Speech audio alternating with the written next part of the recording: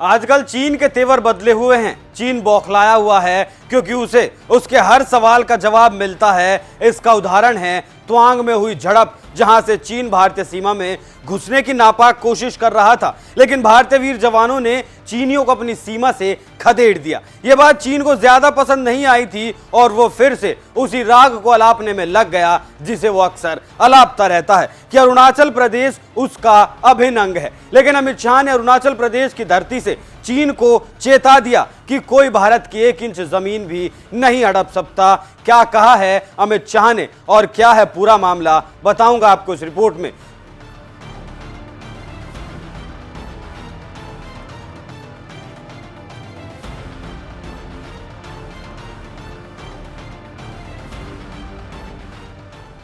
नमस्कार, NMF news देख रहे हैं आप। मैं हूं आपके साथ अभिषेक पुंडी।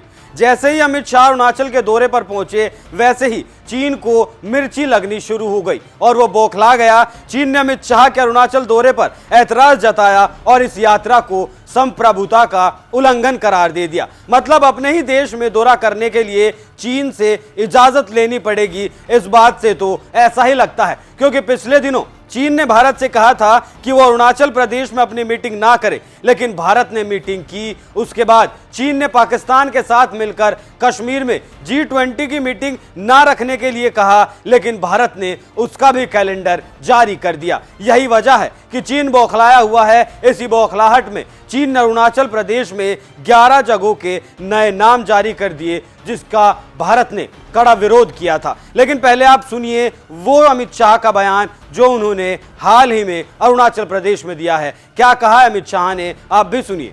आज पूरा देश निश्चिंत होकर सो रहा है, चाहे हमारी किसी भी सीमा हो, अरुणाचल का प्रदेश हो, लद्दाख का प्रदेश हो, कश्मीर हो या कोई भी प्रदेश हो, हम निश्चिंत होकर देश के मध्य भाग में, देश के उत्तरी भाग में सो रहे हैं। इसका कारण हमारे हिमवीर आईटीबीपी के जवान और हमारी थल सेना का पराक्रम और उनका त्याग और बलिदान है। उन्हीं के कारण कोई भी हमारी सीमा पर आंख उठाकर देख नहीं सकता। और आज हम गर्व के साथ कहते हैं, वो जमाने चले गए जब भारत की भूमि का कोई अतिक्रमण कर सकता था। आज 100 की सुई की नोक जितनी भूमि का भी अतिक्रमण कोई नहीं कर सकता, क्योंकि आईटीबीपी और भारतीय सेना यहां पर उपस्थित है। यहां पर इससे पहले चीन के विदेश मंत्रालय के प्रवक्ता वांग वेनबिन ने एक सवाल के जवाब में कहा था, जांगनान चीन का हिस्सा है। अमित शाह ने चीन के हिस्से जांगनान का दौरा करके चीन के क्षेत्रीय संप्रभुता का उल्लंघन किया है। यह दौरा सीमा शांति के लिए अनुकूल नहीं है। 10 अप्रैल को अमित शाह ने अरुणाचल प्रदेश के किबिथु इलाके में वाइब्रेंट विलेज प्रोग्राम की शुरुआत की है। इस प्रोग्राम से सीमावर्ती गांवों में रहने वाले लोगों के जीवन में सुधार आएगा, उनका जीवन बेहतर बनेगा, साथ ही पलायन को भी रोका जा सकेगा और साथ ही साथ इसकी मदद से सीमा की सुरक्षा को भी मजबूती मिलेगी। इस गांव को भारत का आखिरी गांव कहा जाता था, लेकिन शाह ने इस धारणा को बदलते हुए कहा कि यह आखिरी नहीं बल्कि हिंदुस्तान का पहला गांव है। पहले जब मध्य भारत से कोई आता था तो कहता था कि मैं भारत के अंतिम गांव में जाकर आया, और अब जब यहां जैसे मैं वापिस जाऊंगा, मेरी पोती को बताऊंगा कि मैं भारत के पहले गांव में जाकर आया हूं। ये जो कंसेप्चुअल चेंज है, ये दृष्टिकोण का जो बदलाव है, वो बदलाव माननीय प्रधानमंत्री जी के मन में सीमा पर कठिनाई का जीवन जीते हुए, हमारी देश की सीमाओं की सुरक्षा करते हुए, हमारे जवान, हमारी सेना के जवान, हमारे सीमा सुरक्षा अलग अलग बलों के जवान और यहाँ के नागरिक जो सीमा की सुरक्षा करते हैं, उनके प्रति आदर और सम्मान का एक दृष्टिकोण है।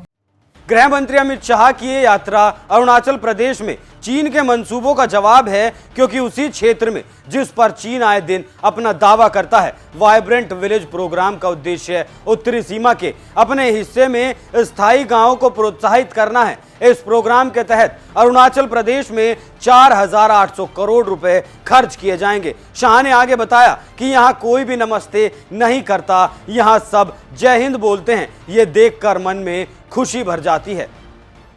अरुणाचल में जब भी मैं आता हूं तब हृदय देशभक्ति से भर जाता है, क्योंकि कोई भी अरुणाचल वासी सामने मिलता है तो नमस्ते नहीं कहता है, वो जय हिंद बोलकर एक दूसरे का अभिवादन करते हैं। और यही जो जज्बा है आपका, इसने भारत के साथ अरुणाचल को जोड़ कर रखा है। 1962 की लड़ाई में यहां से जो कोई भी अतिक्रमण करने आया था उनको वापिस जाना पड़ा। इसका कारण आपकी देशभक्ति है और पूरा देश अरुणाचल वासियों की देशभक्ति को बहुत मन के साथ सलाम करता है, सैल्यूट करता है। और मैं भी अरुणाचल वासियों की इस देशभक्ति को प्रणाम कर कर मेरी बात को आगे बढ़ाना चाहता हूं। अब यहां जान लेना जरूरी है उस प्रोग्राम के बारे में जिससे चीन बौखलाया हुआ है, मतलब वाइब्रेंट विलेज प्रोग्राम। क्या है वाइब्रेंट विलेज प्रोग्राम?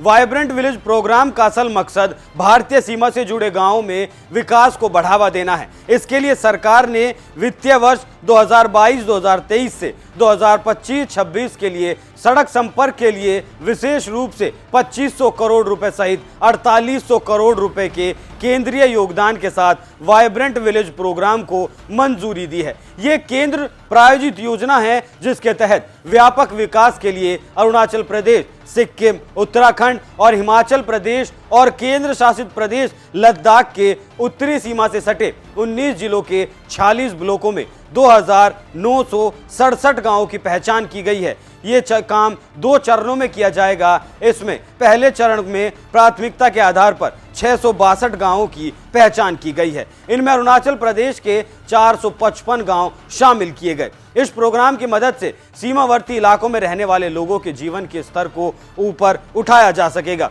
जिससे वो रोजगार के लिए पलायन नहीं करेंगे और जो गांव लगातार खाली होते जा रहे थे उस स्थिति से अब बचा जा सकेगा। इससे फायदा ये भी होगा कि जब गांवों में लोग ज्यादा होंगे तो हम ज्यादा मजबूत होंगे और घुसपैठ जैसी घटनाओं को ज्यादा से ज्यादा रोक सकेंगे, क्योंकि भारत और चीन का विवाद आज का नहीं है, यह विवाद पुराना है और जैसी चीन की नीयत है उससे लगता है कि यह विवाद कभी खत्म भी नहीं हो पाएगा। इसलिए भारत अपने हाथ मजबूत करने में लगा है। पिछले 2 सालों में जिस तरह से हालात बेकाबू हुए हैं उन्हें नहीं बुलाया जा सकता।